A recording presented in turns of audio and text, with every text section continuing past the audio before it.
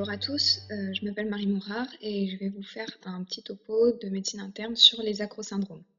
Donc les acrosyndromes, ça vient acro, le préfixe de acros en grec, qui signifie à l'extrémité. Vous retrouvez ce préfixe quand on parle de la répartition acrale des lésions du psoriasis.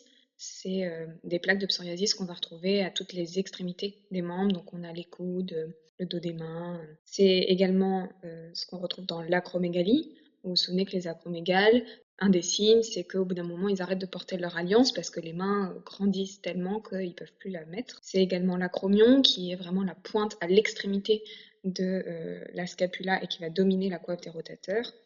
Ou encore, dans le langage courant, acrobate, qui signifie littéralement celui qui marche sur la pointe des pieds. Donc les acrosyndromes, on va avoir les vasomoteurs et les trophiques. Dans les vasomoteurs, on fait deux classes, ceux qui sont permanents, c'est-à-dire que la personne va présenter des signes tout le temps de son acrosyndrome, et les phénomènes paroxystiques, où là ça va être plutôt des crises. Et dans les deux catégories, on va avoir ceux qui surviennent au froid et ceux qui surviennent au chaud. Donc on a l'acrocyanose, qui est le principal acrosyndrome vasomoteur permanent qui survient au froid et qu'il faut connaître. À distinguer de l'acrorhigose, dont on ne va pas trop parler, l'acrorhigose, il n'y a pas de manifestation objective, c'est juste une sensation un peu désagréable d'avoir les extrémités froides en permanence. Et dans les phénomènes paroxystiques qui surviennent au froid, on a le phénomène de Raynaud, qui est vraiment l'acrosyndrome qu'il faut connaître par cœur. Dans les vasomoteurs permanents qui surviennent au chaud, on a l'acrocolose, qui est un peu comme l'acrorhigose, mais la sensation désagréable, c'est celle d'avoir les extrémités chaudes. Et l'érythermalgie, où là, ce sont des vraies crises, des vrais phénomènes paroxystiques. Dans les acrosyndromes trophiques, on a l'ischémie digitale permanente, qui est une urgence médicale, donc il faut quand même la connaître. Les engelures, qui sont beaucoup plus bénignes, mais qu'il faut savoir dépister pour ne pas faire des examens complémentaires inutiles. Et le syndrome de l'orteil bleu. Donc on va d'abord parler pas mal du phénomène de Raynaud. C'est quelque chose qui n'est vraiment pas exceptionnel, puisque ça va concerner jusqu'à 10% des femmes. Par contre, c'est beaucoup plus rare chez l'homme. C'est pour ça que chez l'homme, quand même, on s'attarde sur les examens complémentaires pour être sûr de ne pas passer à côté d'une cause secondaire. Donc dans le phénomène de Raynaud, il y a 3 phases. La phase syncopale, la phase asphyxique ou cyanotique et la phase hyperémique. La phase syncopale, c'est cette phase où il y a un spasme plutôt artériolaire qui est, on va dire, quasi constante. Pour les ECN, retenez qu'elle est toujours là. On va dire que normalement, c'est la définition du phénomène de Raynaud, c'est la phase syncopale.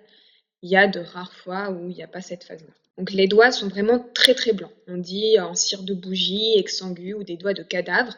Et surtout, ce qu'il faut rechercher à l'interrogatoire, c'est qu'il n'y a plus du tout de sensibilité de ces doigts. Là, c'est un peu impressionnant, hein, ça concerne tous les doigts et puis beaucoup de phalanges, mais des fois, ça peut être juste la dernière phalange du 4e rayon, par exemple. La phase cyanique, elle est impressionnante aussi, donc là, les doigts deviennent vraiment tout bleus, c'est le spasme vénulaire. Et ça, c'est beaucoup plus exceptionnel. Les doigts sont bleus, il n'y a plus l'insensibilité, il y a au contraire plutôt des petites dysesthésies. Et enfin, la phase hyperémique, alors elle est vraiment très rare et j'ai même pas de photo à vous montrer. Les doigts deviennent vraiment très rouges, un érythème dit vermillon, et ça fait très très mal. Il faut noter que la phase cyanique, quand elle dure vraiment longtemps, ça peut vraiment faire penser à une connectivite, notamment à une sclérodermie systémique. Donc la grande question à se poser devant un phénomène de Raynaud, c'est est-ce que c'est primaire ou est-ce que c'est secondaire? Les phénomènes de Raynaud primaire, il faut des conditions obligatoires pour pouvoir considérer qu'il est primaire. Mais attention, c'est pas parce que toutes ces conditions sont remplies que ça va effectivement être un phénomène de Raynaud primaire. Pour dire que c'est primaire, il faut obligatoirement que le Raynaud soit bilatéral symétrique, qu'il ait débuté dans la 2e décennie, qu'il y ait des antécédents familiaux et que surtout l'examen clinique du patient soit normal, que la capillaroscopie périinguale soit normale et que le dosage d'anticorps soit normal. Il y a quand même 80% des Raynaud qui sont primaires. Mais du coup, il ne faut pas passer à côté d'une cause secondaire, donc ça peut être secondaire à une connectivite, et la principale à connaître, c'est la sclérodermie systémique. Ensuite, le syndrome de Sharp, qui finalement est une connectivite mixte, donc on va retrouver des symptômes qu'on peut retrouver dans la sclérodermie systémique, mais aussi dans d'autres connectivites. Les dermatomyosites, qui ne sont pas au programme de l'ECN, en tout cas pas à part entière. Et puis on peut de temps en temps les retrouver dans le Gush-Roggen, dans le lupus ou dans la polyarthrite rhumatoïde. Les autres causes secondaires, c'est les artériopathies. La plus importante à retenir, c'est l'artériopathie de Buerger ou la thromboangite oblitérante de Buerger. Ça peut être également une maladie professionnelle, notamment chez les personnes qui utilisent beaucoup d'engins vibrants et qui vont faire ce qu'on appelle le syndrome du marteau hypoténare, ou des personnes qui ont des loisirs à risque. Les gens qui jouent au volleyball ou à la pelote basque ou au karaté et qui vont du coup de manière répétée avoir des micro-traumatismes de leur artère ulnaire et pouvoir développer un anévrisme et donc un syndrome du marteau hypothénaire. Et surtout, les causes secondaires toxiques. Et ça, c'est très facile de se faire piéger, notamment avec les bêta-bloquants, y compris les bêta-bloquants appliqués de manière locale, et le grand piège chez les collyres qu'on donne par exemple dans le glaucome chronique. L'ergotisme, donc ça ressort souvent, et c'est des médicaments quand même très vieux qu'on n'utilise plus trop. Tous les sympathicomimétiques, l'interféron alpha, la bléomycine, et puis les drogues. Et vous voyez que là, c'est vraiment les drogues, et que le tabac, c'est pas considéré comme un toxique qui favorise le phénomène de Raynaud. Deux petites étiologies un petit peu plus anecdotiques, mais qu'il faut garder dans un coin de sa tête, c'est l'hypothyroïdie. Souvent, le Raynaud n'est pas du tout au premier plan, hein. On a plein d'autres symptômes de l'hypothyroïdie, la frilosité, la prise de poids, etc. Le canal carpien, pareil, les personnes vont plutôt être gênées par l'aspect neurologique que par le phénomène de Raynaud. Et le syndrome du défilé thoraco-brachial, qui lui est quasiment hors programme. Donc on va parler rapidement des connectivites. Donc évidemment, vous savez que dans les maladies auto-immunes, on a des anticorps antinucléaires et qui doivent être présents à un seuil significatif. Et puis une clinique assez évocatrice. C'est pour ça que devant un phénomène de Raynaud, il faut bien examiner les patients et bien les interroger. Chercher une photosensibilité, un syndrome sec, des arthralgies, des myalgies. Et la grande connectivité qu'il faut connaître, c'est la sclérodermie systémique. Donc elle a une petite spécificité des anticorps. Vous savez qu'on trouve plutôt les antinucléaires dans le lupus ou les anti-SSA, anti-SSB dans le Gougerot. Pendant la sclérodermie systémique, on va trouver plutôt les anticentromères, qui n'ont pas une sensibilité non plus de fou, hein, on les retrouve que dans 60% des cas. Ou les anti-SCL70, qui là sont encore moins sensibles. Donc ça, c'est des anticorps anti-noyaux. Et on a aussi les anti-RNA polymérase 3, qui eux vont surtout être prédictifs de sclérodermie systémique, qui ont un risque de faire des crises rénales aiguës sclérodermiques. Et là, je vous renvoie à votre cours de néphro où ils en parlent dans les néphropathies vasculaires. Et donc, les manifestations cliniques, c'est l'ancien CREST. Aujourd'hui, on n'appelle plus ça, mais le moyen de mémotechnique reste d'actualité. Le C pour les calcinoses. Ce sont des patients qui font des calcinoses dans les tendons, dans les muscles, sous-cutanés.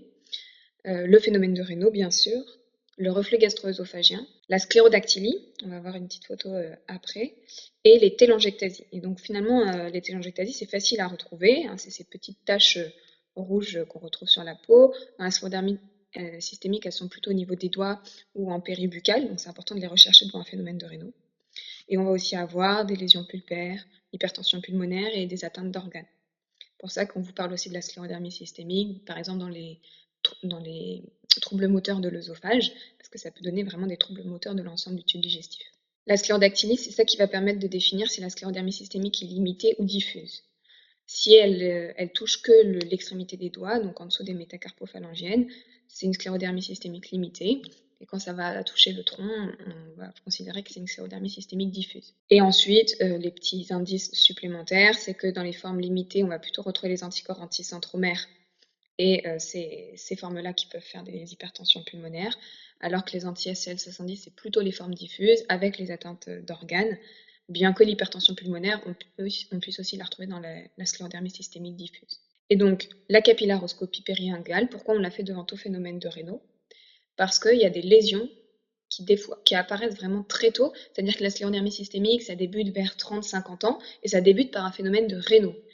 Et donc, si on a déjà des manifestations évocatrices à la capillaroscopie, ça va être prédictif d'une évolution vers une sclérodermie systémique et on va pouvoir surveiller de manière plus accrue les patients. Les deux grandes lésions qu'il faut connaître, c'est les mégacapillaires, cet aspect comme ça, tout gonflé au sommet du capillaire, et puis le paysage des petits capillaires qui est vraiment raréfié, voire complètement détruit. Donc là, je vous ai fait un petit peu à quoi ça peut ressembler une sclérodermie systémique. On voit qu'elle a donc des télangiectasies, donc plutôt, je vous ai dit, autour des doigts et en péribuccal. C'est aussi des femmes, donc plutôt d'un certain âge, hein. Alors ça démarre entre 30 et 50 ans par le Raynaud, mais les signes cliniques de la sclérodermie, c'est plutôt du coup après la cinquantaine. Mais elles ont en fait souvent un faciès très figé, avec une disparition des rides, un aspect un petit peu de lifting. Elles ont aussi parfois la peau un petit peu mélanodermique, comme ça, avec des plages un peu bronzées. Et puis, c'est des femmes qui vont se plaindre d'un reflux. Éventuellement, il y aura des crépitants à l'auscultation si elles ont déjà une atteinte pulmonaire. Enfin bref, c'est pour ça qu'il faut bien examiner les patients. Et donc, cette sclérodactylie-là, avec les doigts qui sont très très raides, la peau aussi qui est très raide, on ne peut pas la plisser.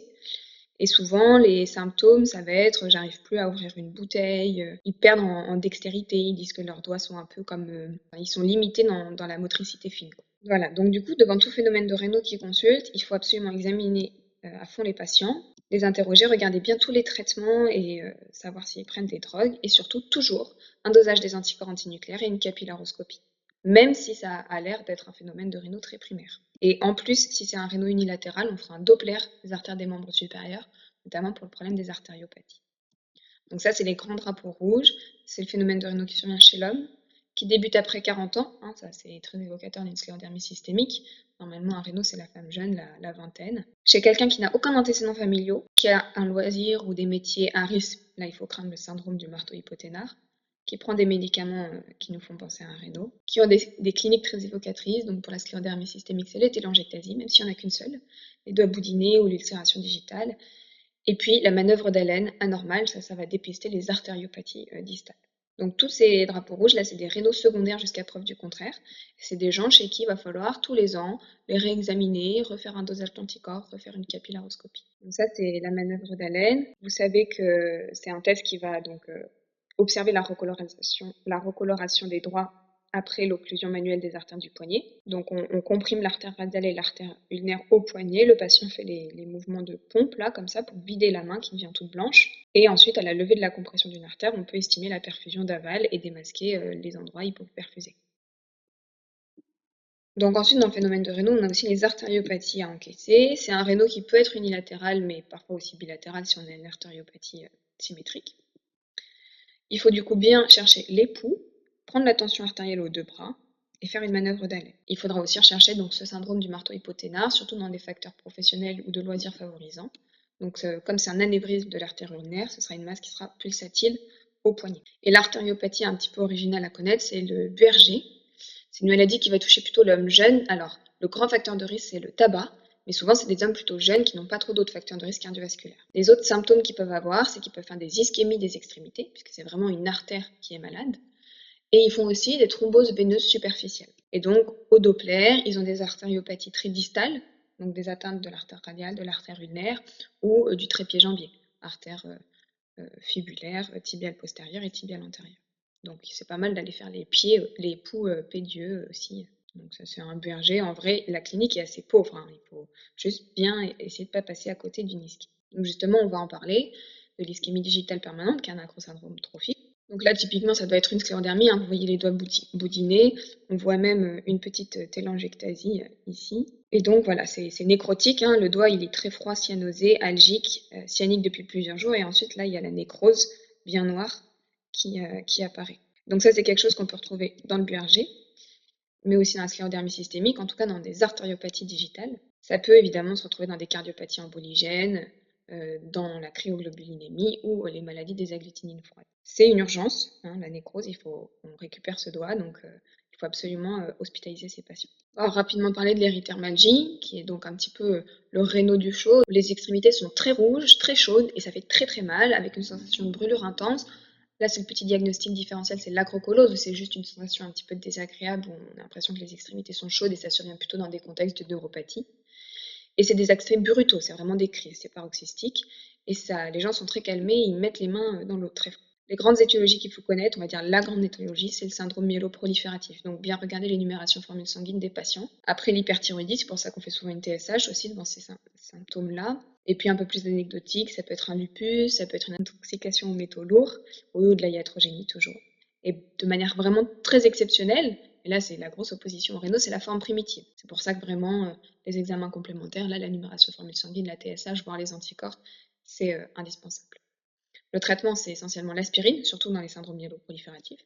Des fois, on peut proposer des bêta-bloquants ou de la carbamazépine, du clomipramide ou du lyrique. On va aussi parler donc de l'acrocyanose. Donc là, ça peut toucher les mains, les pieds, donc les extrémités toujours, qui sont très froids, qui sont violets, hein, cyanotiques, un petit peu rouges des fois, plutôt œdémateux, moites. Ça ne fait pas mal, mais par contre, souvent les gens s'en plaignent parce que c'est pas très, très joli. C'est complètement bénin.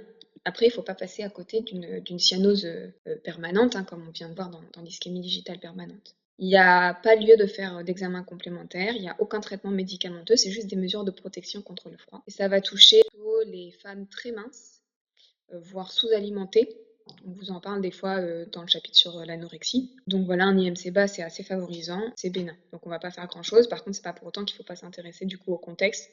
Hein, pas hésiter à peser les patients, à enquêter sur une perte de poids récente, etc. Parce qu'il faudra faire une prise en charge de la pathologie à l'origine.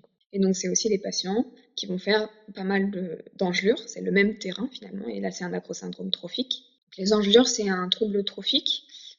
C'est une papule ou une petite plaque un peu édémateuse, rouge ou plus ou moins bleutée, qui gratte beaucoup, qui fait mal, qui va toucher plutôt les orteils. Et des fois, ça peut survenir aussi sur les doigts. Et donc, c'est plutôt l'hiver. C'est même normalement que l'hiver.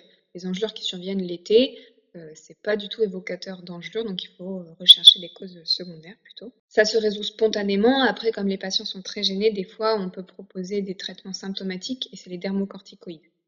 Si c'est vraiment typique, notamment si ça survient l'hiver, que c'est isolé, que c'est plutôt voilà, au froid, sur un terrain souvent d'acrocyanose, il n'y a pas lieu de faire d'examen complémentaire. Le piège, c'est les diagnostics différentiels, donc notamment les pseudo-engelures, le lupus engelure, qui est une manifestation cutanée du lupus, où il faut du coup doser les anticorps antinucléaires. Les vascularites aussi, qui peuvent ressembler un petit peu à des engelures, ou le syndrome de l'orteil bleu, on va voir tout à l'heure. Typiquement, ça ressemble à ça. Donc, c'est des papules un peu inflammatoires ou cyanotiques. Là, c'est plutôt une fin d'engelure avec une phase de desquamation qui survient après. Et donc, enfin, on va parler du syndrome de l'orteil bleu. Donc ça, la grande étiologie qu'il faut que vous connaissiez, c'est la maladie des emboles de cholestérol. On vous en parle en néphro. On peut aussi avoir un syndrome de l'orteil bleu, mais de manière beaucoup plus exceptionnelle dans des vascularites des petits vaisseaux, notamment la périartérite noueuse, ou dans des contextes néoplasiques avec des syndromes d'hyperviscosité. Donc là, c'est vraiment une ischémie de la microcirculation. Donc contrairement au BRG ou à la sclérodermie systémique où c'est les artères qui sont touchées, là c'est vraiment les capillaires, c'est la microcirculation, hein, d'où les vascularites des petits vaisseaux qui vont être touchés et qui vont donner cette ischémie. C'est pour ça que les patients ont des poux. L'orteil, il est violet ou rouge et on a le combo orteil érythrocyanotique, du purpura et un livedo qui est plutôt donc racemosa, le livedo pas sympa. Ça fait très très mal, ça brûle un peu. Et donc il y a aussi, et là c'est ce qui fait toute la gravité de cette maladie, des atteintes d'organes. Donc on a une atteinte du rein, hein, je vous renvoie pareil au cours de néphro sur les néphropathies vasculaires. Ça peut toucher le cerveau, ça peut toucher l'œil, le pancréas et les muscles. C'est pour ça qu'il y a des anomalies aussi de la prise de sang. On va avoir une élévation de la créatinine, une élévation des CPK dans l'atteinte musculaire. On peut retrouver aussi de manière assez fréquente une hyperéosinophilie. Le fond d'œil peut être intéressant à demander, c'est pas très sensible, mais quand ça monte des cristaux de cholestérol, ça aide fortement au diagnostic. Sinon, le diagnostic formel se fait sur une biopsie. Il faut faire très attention, évidemment, la biopsie, on ne la fait pas sur une zone ischémique. Donc le terrain de cette maladie des emboles de cholestérol, c'est quand même des patients qui ont une athérosclérose plutôt évoluée, et il va y avoir un facteur favorisant. Les facteurs favorisants, c'est soit des traitements anti-agrégants plaquettaires, anticoagulants ou surtout thrombolytiques, ou bien sûr, et ça c'est vraiment typique, le geste endovasculaire. Le patient athéromateux qui a une coronaropathie, alors des fois juste pour un angor, j'allais dire stable, le geste endovasculaire est à risque en fait d'ulcérer une petite plaque ou d'ulcérer un anévrisme, et c'est ça qui va emboliser et donner cette maladie des emboles de cholestérol. Donc voilà, là vous voyez typiquement, donc c'est un patient plus âgé hein, que le BRG, qui a peut-être plus de facteurs de risque cardiovasculaire, un surpoids, une hypertension, un diabète, et qui va du coup avoir une atteinte érythrocyanotique de ses orteils vraiment pourpre on peut dire, et puis il va avoir du purpura, et ce livedo racemosa, donc un peu ramifié comme ça, qui n'a pas du tout une répartition en mailles, vraiment ramifiée. Et c'est ça le livedo racemosa. Voilà, je vous remercie pour votre attention et bon courage à tous.